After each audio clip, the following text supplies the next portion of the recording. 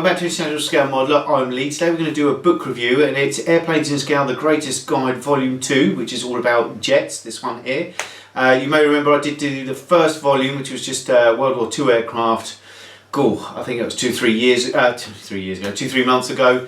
The nice guys at Accion Press have passed over their latest Greatest Guide, the Airplanes in Scale one, Volume 2. I've had a quick flick through it before I've done the review, and I'm very impressed with it. I have to say, I do like their style of books. I also did a diorama one, the Greatest Guide to Dioramas, recently as well. I believe there's another one of those out due soon as well. I do like the way they're put together. But a couple of Spanish lads, did meet them at Tafel as well, very nice guys. And they seem to have their stuff together when it comes to producing these books. The first Airplanes in Scale one was a good tome, and it's a good sized book. It's reasonably expensive for what it was. Could have done with being a little bit cheaper, but I think that's obviously due to exchange rates and things like that as well. The second one, again, looks to be on the similar part of the first one. It's obviously just concentrating on modern jets, and it does look the bee's knees. And I do like the processes involved. And they're all not all the same. There's some different processes, all different products and things like that used as well, which is really nice to see. And there's no bias towards any type of product anywhere along the line, like you would get with AK books or ammo books and things like that. So, which is great because they're independent and they work on their own, and they just concentrate on the books and not the products themselves, which is fantastic. So, I do believe they own Panzer Races, the magazine Panzer Races, which is nice as well.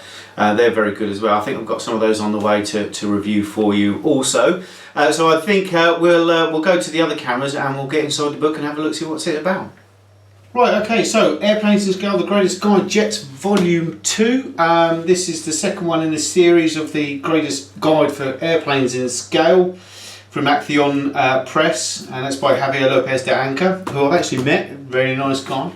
You can see it's a nice thick book here, and like their first one, it's quite a thick book. Usually these sort of magazine-y style books come in thinner versions, but this is quite thick. You've then got on the back, you can see from the overhead here, we've got several modern jets. We've got the MiG-21, the Harrier, a Northrop F5N, a Sukhoi Su-33, a Sepket Jaguar, nice, and an F-14A Tomcat. Obviously no modern jet collection would be any good without a Tomcat in it. So, as I say, it's nothing else really on the spine in that. Now, if this is anything like the original book to go by, it's going to be very good and very well laid out, and clear and concise instructions and easy to understand, which is quite the important thing. So I think let's have a look inside, see what we get. Obviously, first page is, if we go to the overhead, is literally just telling you what's an index and everything. And we go straight on to the MiG-21 biz, and this is what I like about it. It gives you a lot of write-up there. That's all write-up about the aircraft itself. So a bit of history, a bit of grounding.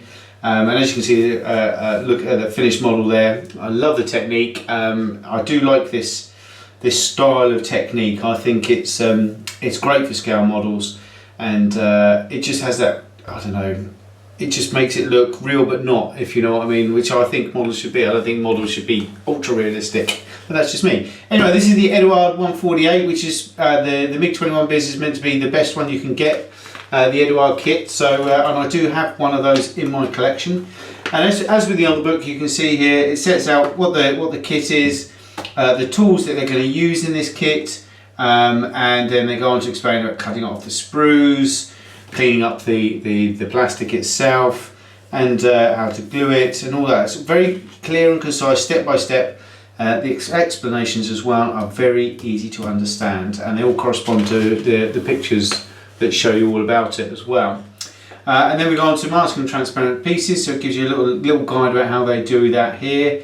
He uses Maskol. I hate that stuff, I have to say. I would never ever use that whatsoever. I would do what he's done and then put larger masking tape over it rather than that. It's a much safer way of doing it. I hate Maskol, it's awful stuff. Anyway, and then you go on to say what colours he's used, how he's mixed them and everything, the mix ratios and everything. Really nice indeed, and as you can see, the level of quality of the work is very, very good indeed. We're going on to the cockpit and how he's done the cockpit. You see, this is all hand painted here. I do love hand painted cockpits. I do think they look really good. And how he's gone about that as well. The instrument panels probably had the Eduard photo etch set there, which looks good, and he's touched up and everything. But as we go on through, again, there's lots of things where he's showing you the materials that they've used, which is great. I don't think they're advertising or anything like that. It's just materials that they've used. And then how they built up the ejector seat, and then we're going through the model, you know, chipping and all sorts of stuff all the way through. And they've built step-by-step guide how they built it. Obviously here, for his chipping technique, they've used salt. That does look like, so yeah, it's the salt technique. Again, it's one that I haven't used, I have to say. I prefer the hairspray, and that tends to be my area of expertise, is the hairspray one.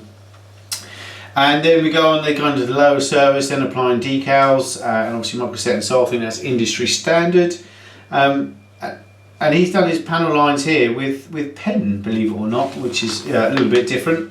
And then they've gone on and used how he's done his weathering with oils and things like that. And he's done the dot process, which you see along a lot of AFE and things like that. And then how he's done the panel lines on the armament as well, which is with a pen, which again is quick and easy, I would imagine. But I have to say I prefer the wash method.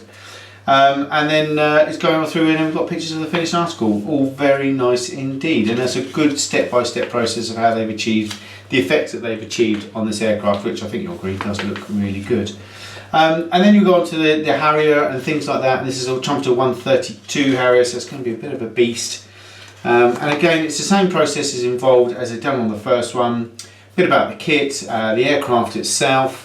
And then how to build up the cockpit, the steps and processes involved, the colours they've used, how they've weathered it. Obviously they've used an enamel wash on the inside, which has come out really nice indeed. And as you go on through, and it's pretty much the same all the way through for each model. They show you what they've used, how they've used it, and the colours they've used, and the results of that use as well, which is all very handy indeed. And again, it's built up how they've used the weathering, what colours they've used, how they've applied those colours, and the techniques themselves. And as you can see, again, it built up into a fantastic weather with model with some really nice weathering. I've got to say, these style of models, the way that they've done theirs is ever so slightly cartoonish, I think, and I like that. I actually like that style. This style appeals to me. And it's how I don't like overly weathered stuff that a lot of people batter the crap out of it and things like that. It kind of annoys me when it's too over weathered.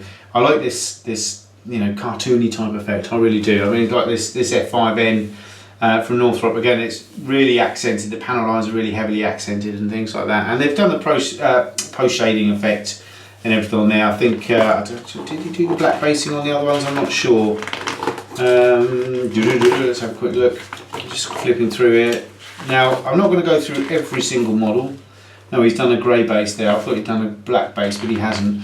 But you know, it's like this as well. Instead of using the decals in the kit, he's actually painted it himself, which is great. Which is really what you should do. You get much better effects and things like that. But as you can see, the effects build up as you go through the book, and we can keep going and going on all the aircraft. But it is all pretty much the same, and showing you how you build up, how his style of building and weathering and painting and everything. And to be honest with you, it obviously works for him, because I think they're stunning models.